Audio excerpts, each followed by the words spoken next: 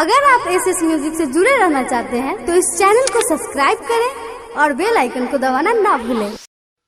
बोला बोला छठी मैया की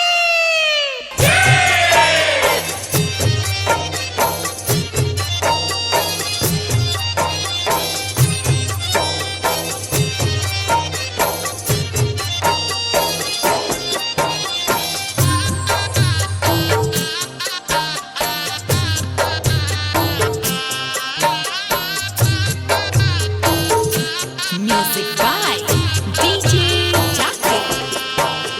ननदो के अचारा में बबुआ के जटा काटवाई बहो। ननदो के अचारा में बबुआ के जटा काटवाई बहो। सोनमा के लौकीटे सोनरा से हमहू मांगाई बहो। सोनमा के लौकीटे सोनरा से हमहू मांगाई बहो। बोला बोला छठी मैया की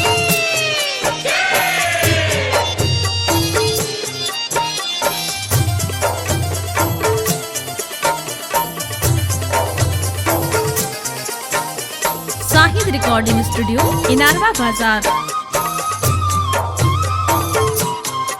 बोला बोला छठी मैया की सूरत से मांगाई दे हमरे सम के सड़िया। बेतिया से बाली मांगाई दे हम बढ़िया। खुशिया से भरल बाया गनवा त खजनवा लुटाई बहो। सोनवा के लौकीटे सोनरा से हम मांगवाई बहो। सोनवा के लौकीटे सोनरा से हम मांगवाई बहो। सोनवा के लौकीटे सोनरा से हम मांगवाई बहो। बोला बोला छठी मैया की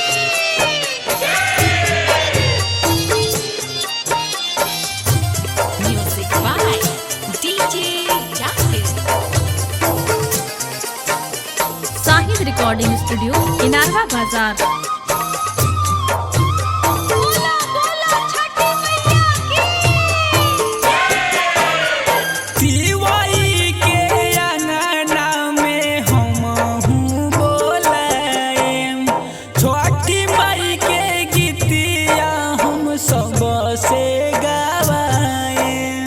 जोड़े जोड़े हजामू के धोतिया पियरी पहनाएम हो। सोनवा के लौकीट सोनरा से हम मांगवाई बहो।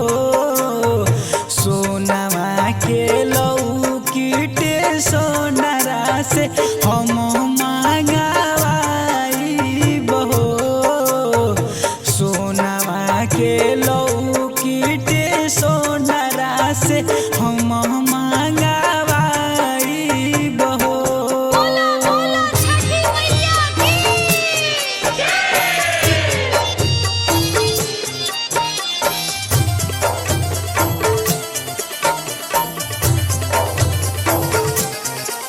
शाहिद रिकॉर्डिंग स्टूडियो इनारवा बाजार।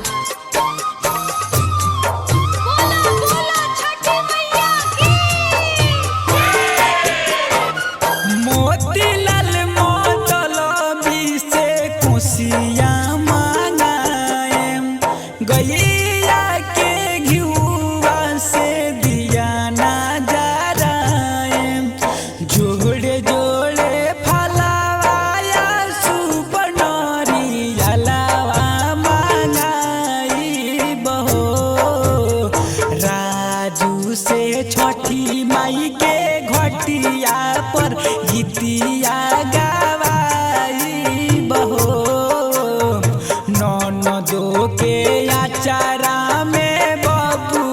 के जटा काटवाई बहो सोनमा के लौकीटे सोनरा से हम मांगवाई बहो।